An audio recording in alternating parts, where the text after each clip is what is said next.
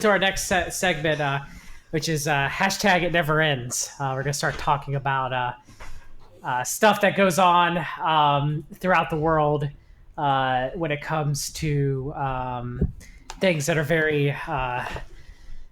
very degenerate and debauchery.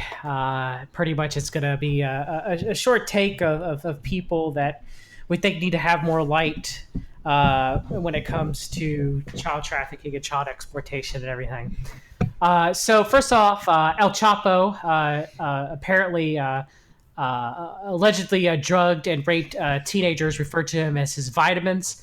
A witness in the trial of Joaquin El Chapo Guzman told the U.S. government the Mexican drug kingpin drugged and raped girls as young as 13, according to court documents unsealed on Saturday, February the 2nd. Long-term associate Alex Cifuentes told authority a woman would send Guzman photos of young girls to choose from with a fee of 5,000 US per girl.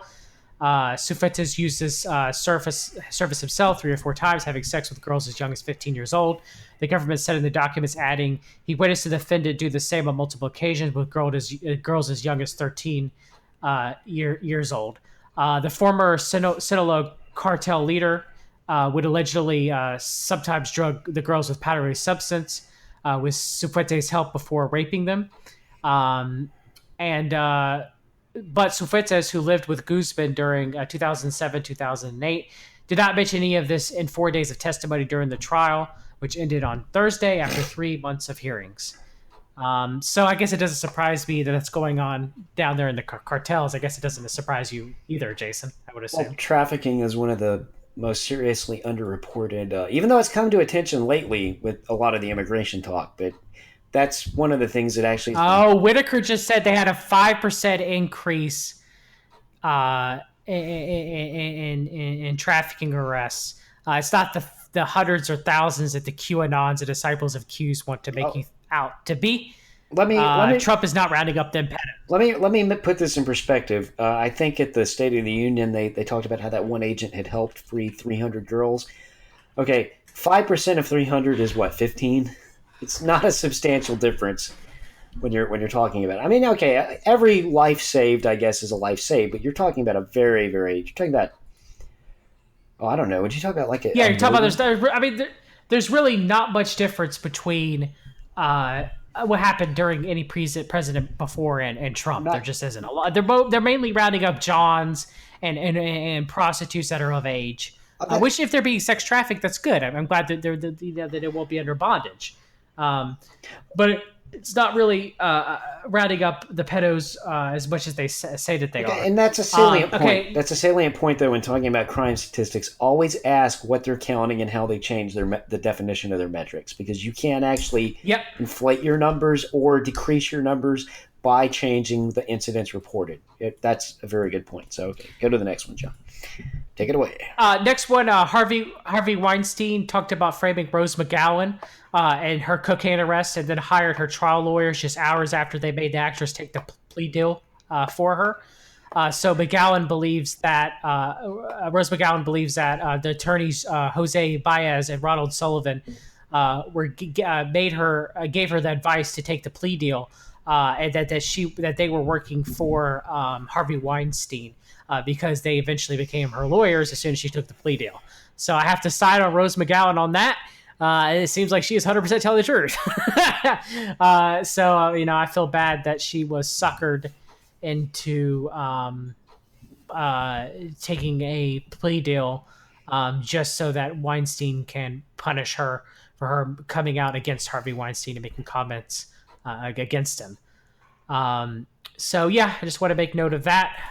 Next thing is we're going to talk about Discord and a series I want to call Gamers Rise Up. So anyway, Discord has apparently had a problem with my good old boy Jim, Mr. Medicare, has been doing deep dives into the issue that Discord has with child grooming and being allowed to post cub porn, and we'll talk about what cub porn is a little bit later. So Discord is having an issue with there's an article that came out in Forbes Cybersecurity by Thomas Brewster. And Discord is having an issue fighting against child trafficking, child pornography, child groomers, people that give out account information and password and credit card information. There was a Discord called Hell's Gate that was doing so, that they had to try to shut down. So yeah, Discord's having a problem with a lot of this criminal activity. So the one where I want to make on Brewster's his article that he written was, but with ballooning wealth and size comes trouble. In the last 2 years, Discord has become a chaotic space where innocent gamers' voices have increasingly intermingled with those of shady criminals, child groomers, hate mongers, and most notoriously white supremacists. Most notoriously. Yes, you heard that right, people. White supremacists are worse than child groomers and pedophiles. Gamers rise up. Can I briefly comment on that just very quickly? Yes. I was going to say, we both use Discord extensively. It is true. If you go on Discord, and particularly sites that aren't very well moderated, it is true you see a lot of underage grooming attempts and outreach, and that always is horrible. I cite that a friend of mine actually ran over had that problem a few months ago where they had to take serious action. So I'm not denying that that's not a problem. But by them ending with most notoriously white supremacists, as John pointed out, the first time I really heard about Discord coming under this kind of fire was allegedly when they claimed Charlottesville was planned on Discord. And I think this is another one of those efforts to try to quell a platform that still has a pretty good access to free speech.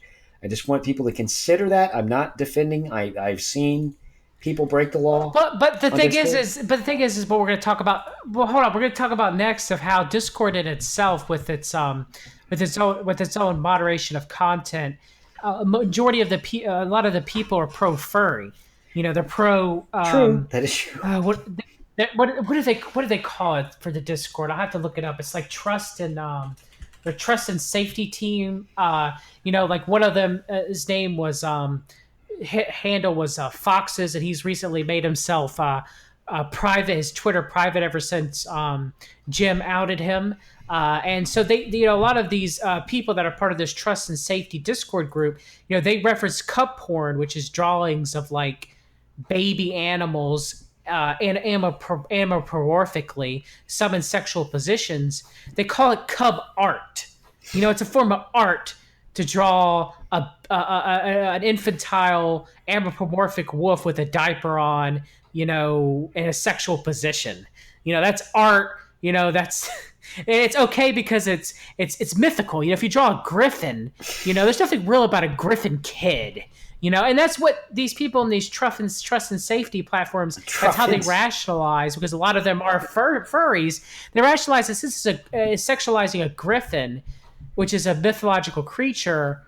That's okay. That's art. Okay, I mean... So where's the line of degeneracy that we're going to go with? Let's ask James Elefantis about art. Okay, I mean... And they're also... and Tony Podesta. And Marina Abramovich.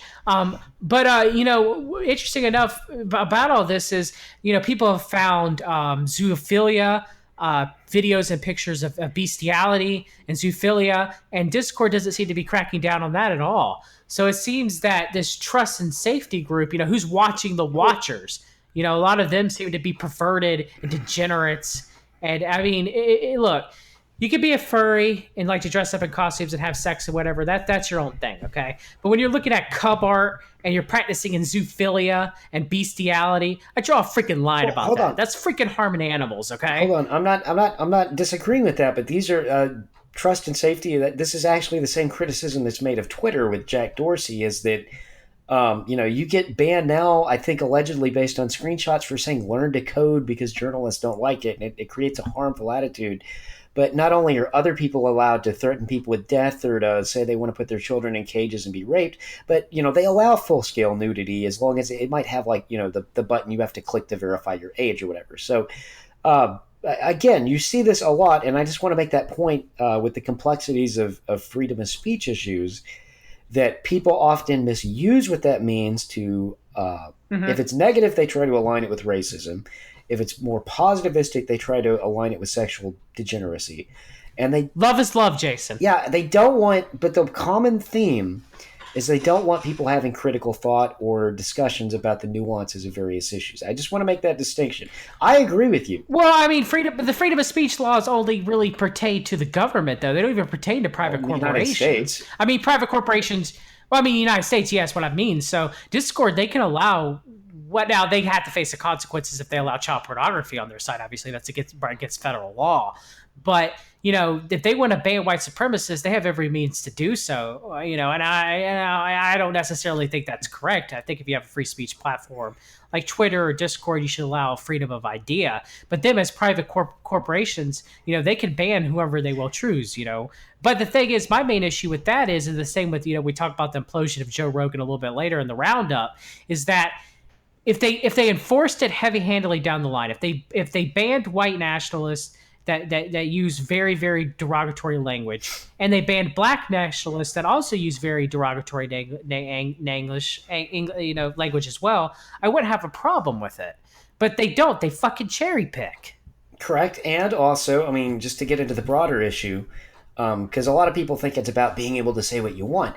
This is having serious consequences, as we discussed earlier with NewsGuard, and the way a lot of people make money using online platforms, and they'll deny them, and now they're starting to get banking companies, as many people predicted a long time ago, to close people's personal accounts, not just accounts affiliated with illicit material or uploading gun plans for 3D printers or things. I mean, like for normal, ordinary things that they put their W-2 paycheck from their regular job in. They're getting people fired from their jobs. And even when you go to like people like white supremacists and things like that, okay, whatever you think about that, it has always been understood that public utility should be available. And I'm seeing a world, John, where they're going to start saying, well, these people are such a danger because they're a white supremacist. And then the definition narrows that anyone who doesn't toe a certain line gets labeled a white supremacist or whatever, because as you just pointed out, the view is that is worse than literally committing criminal acts and indecency with children in the eyes of these people. That they'll start denying them All I have Wi-Fi. all I have to say, all I have to say, Jason, is love is love. Stop with the hate. White supremacy is the worst, and gamers rise up. Okay, that's all I got to say. All right. So the next thing we're going to cover is the arrest of the porn star, the based MAGA porn star, Mercedes Carrera, real name Melinda Smith, and her boyfriend, who goes under the name Damon Sens, whose real name is Jason Whitney. And their arrest for the alleged sexual molestation of their of Melinda Smith's 9-year-old daughter. Okay, so let's get into it. We got a lot to break down here. So Mercedes Carrera, his ancestry is Sephardic Jewish in Spanish, and she is a self-identified libertarian. She is also comes from a family of Freemasonry. She was a Rainbow Girl, which is kind of like the daughter group of the Masons when she was a kid. She's part of the Order of the Eastern Star now. Her boyfriend, Jason Whitney, is of English descent and Mexican ethnicity. He stated his great-grandfather was in the Army's 101st Airborne, a.k.a. Again, we get the symbology, the tip of the spear. Okay? Alex Jones says a lot of the tip of the spear. Special Operations Command down in Florida, tip of the spear. Okay? So both have a reverence for James Mattis. They read books. Mercedes has a very big library, extensive library. James Mattis also loves to read books. She knows Milo Yiannopoulos. She's met Milo Yiannopoulos. There's pictures of her and Milo. She says Milo is her spirit animal. She's done many podcasts with Gavin McGinnis. She was known for her reporting Gamergate. She is also, against feminism. She's very pro Gamergate. She's been on the David Pakman show a lot, debating Gamergate and feminism. Mike Cernovich in 2015 blog describes Smith as everything women who oppose Gamergate are not. And she is thoughtful, intelligent, and fiercely independent. She is also was removed from a panel in South by Southwest in 2016 of allegations that she harassed an activist who opposed online harassment. She's been subject of glowing articles from Daily Caller and Breitbart. Everybody loves her. She's a bash. She's a based MILF is what she calls herself, a based MAGA porn star, good old libertarian. And so, and she's also a fond of the Benji Shapiro tweet, facts over feelings. Facts don't care about your feelings. So yes, first I'm going to read some of the counts that she is charged with the court documents. So she pleaded not guilty on February 6, 2019, in the case of the people of the state of California versus Melinda Smith. She pleaded not guilty to one count of sexual intercourse and sodomy with a child 10 years or younger, not guilty to one count of sexual penetration, oral copulation with a child 10 years or younger, and multiple counts, 1, 2, 3, 4, 5, 6, 7 counts of sexual penetration, oral copulation with a child 10 years or older, younger again, as well as one count of not guilty to possess of a controlled substance while armed with loaded firearm, etc. So yes, the Rancho Cucamonga Police Department also reported that that they found methamphetamines on the property as well as loaded handguns. So even though that innocent until proven guilty, she has to have her day in court. Even though if she was found not guilty of the molestation of her daughter, I don't think it's a safe area to have a child around amphetamines and in loaded weapons. I think you would agree to that, Jason. But the Rancho Cucamonga Police Department. Okay, so apparently the girl gave a statement to the police, and they raided her. They raided Jason, who also has accounts too of molesting Jason Whitney Smith's daughter as well. Jason Whitney, yes, not you, Jason. They both have counts of the molestation of events. But yes, so they found corroborating evidence. Now we don't know what that is of the girl's statement to back up her alleged statement that she was allegedly molested by her mother and by her mother's boyfriend. And so they found, now they did found filming equipment. Now they do film their bedroom, which they call the quote unquote temple. Okay. And so they do film it. They do film it there. So I don't know if they found any child pornography or not. I don't know. That's up for debate. I will continue looking at the court documents over this. But Mercedes has mentioned many times that she thinks pedophiles should be executed to remove their genes from society in her favor. And she has mentioned that many times. So she at least takes the stance on Twitter that she is against pedophilia. Okay. I also want to make note that her attorney before this was Mark Randanza of Randanza Legal Group, who was a $7 per hour attorney. He represented Andrew Anglin, Jared Taylor, Alex Jones. He's known as a free speech lawyer. And he's currently supposedly being investigated by Robert Mueller. So Mark Randanza apparently is not Mercedes Carrera's lawyer anymore, based off of these allegations, to my knowledge, because she is currently looking for a lawyer. And someone actually set up a GoFundMe account for her to try to get money for her for a legal representation, because this is a quote-unquote witch hunt, because some people were defending her on Kotaku in Action that they had fact to her and they had followed her work over a period of years, and that they have talked to her a couple of times in order custom pornography from her. So, of course, because of all that, she's a good girl and she would never do such a thing. But the GoFundMe was shut down because you cannot have a GoFundMe for a criminal case. You can have it for a civil case, but you cannot have it for a criminal case. So when I was looking at their Instagram, they have, like I mentioned, their bedroom is called the Temple. They have a shrine that has a statue of Baphomet, a statue of Ishtar, a lot of occult symbology. Jason referred to Melinda as the reincarnation of Inanna, which is the ancient Mesopotamian goddess, aka another form of Ishtar, with a gold serpent necklace around her neck. Like I mentioned earlier, Jason is a Freemason of the Scottish Rite Freemason. Melinda is Order of the Eastern Star. Jason also on his Instagram says he took pictures of his first edition copies of Albert Pike's Morals and Dogma, which is a pretty expensive book for first editions, between $500,000, and Albert Mackey's Encyclopedia of Freemasonry, which is around $1,000 for a first edition. So he's very, very high up in Masonry. His family's very high in Masonry too. So he speaks.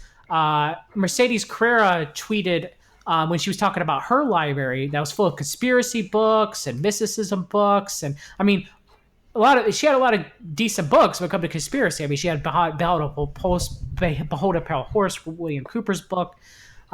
She also mentioned that she had books on ancient section, a section of our library on ancient sexuality, but she didn't show any of that. I wonder what was, put under there. But our library had Minerva Hour statues everywhere, books on the Kabbalah. She also mentioned she owned no books on Project Monarch or MK Ultra, that she really didn't know what that was. She seems to be very anti-Christian. She said that she tweeted, "For lulz, here's a portion of my library dedicated to Abrahamic theology."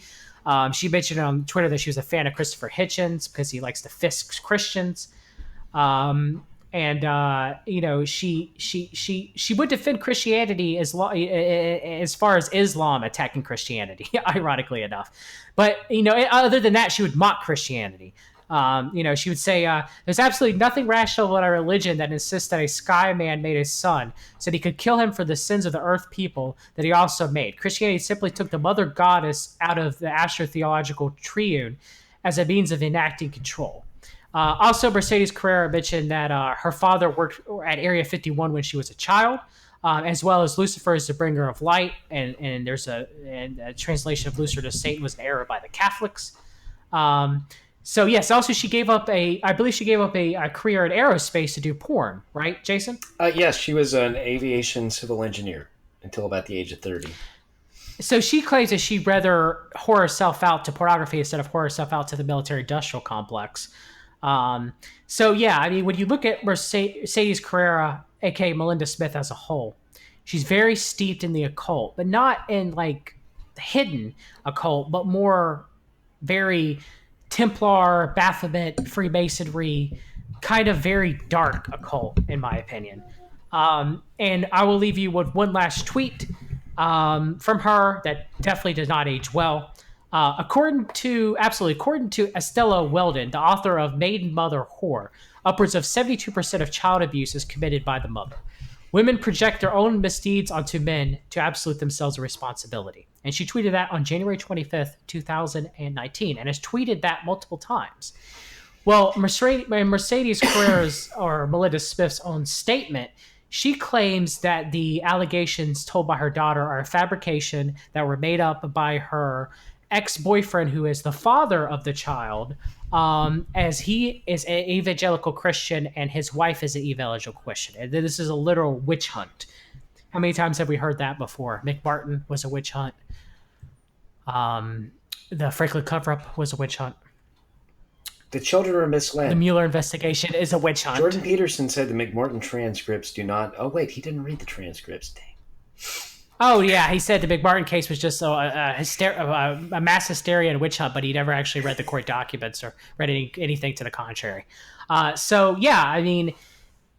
will be following the Melinda Smith Mercedes Carrera case, and I will say that, of course, it is allegations that she molested her daughter. I hope to God that she did not molest her daughter. And I hope that she has her day in court. Both her and Jason Whitney, should I say. So I hope both her and Jason Whitney have their day in court. And I will be monitoring this situation very closely to see what comes of this. But I do think that overall, it does point to some shenanigans were going on at the very least. And I'll leave it at that. What do you say about it, Jason, about everything? That's a lot to take in. Well, like I said, I've always been a little suspicious of... I first saw her, actually, it wasn't on a right-wing site. It was the Young Peasants, or the Drunken Peasants, excuse me. Drunken Peasants with TJ Kirk, yeah. Banana in the Butt. Body and all those guys, Ben. I did notice she was kind of proliferating around the popular culture, and I'm always a little suspicious when you have these figures presented to you as, like, this is a cool person. Like, hey, here's this old MILF porn star who's kind of like okay with freedom of speech, kids. That's like the classic honeypot. I'm sorry. And just like when Mr. Medicare left Gamergate after a month, just like you have good old Mark Judge and his alleged pictures being taken with underage Asian women, it just seems like everything around Gamergate, whether it's Bannon, and I'm not going to say that Zoe Quinn was not up to no good with her Five Guys Burgers and Fries, okay? It's true. Okay, Gamergate is true on that level, but everybody surrounding Gamergate and majority of the people that proliferated Gamergate, whether it's Stephen K. Bannon, whether it's Mercedes Carrera, which we'll have see if this is true or not with her, whether it's Mark Judge, whether it's Sargon of Akkad, whether it's mundane boulder holder Matt, where it's any of these Mike guys, Cernovich. whether it's Mike Cernovich, whether it's V, the Romanian who likes Vor. Wasn't Mark Randazza? They're not our guys. Wasn't Mark Randazza connected to this tangentially? Yes, he was, by defending a lot of them Right. as a free speech lawyer. So when you look at all this, Gamergate was true in that there was poor ethics in game journalism. As a gamer, I know that. I was there when it happened. But everybody who glommed on and surrounded themselves with it and championed this, a lot of them are not good people. Their ethics are lot not of them are- proving any better than Zoe Quinn's. No, not at this point. Mr. Bedecker still did the best work as an internet aristocrat on Gamergate for the short time that he did cover it. I think that you should go look at his videos, especially his Quinspiracy and Five Guys Burgers and Fries videos. But I will leave it at that. Just like Jim smelled horseshit and chicanery, Mr. Bedecker smelled horseshit and chicanery on Gamergate. So do I.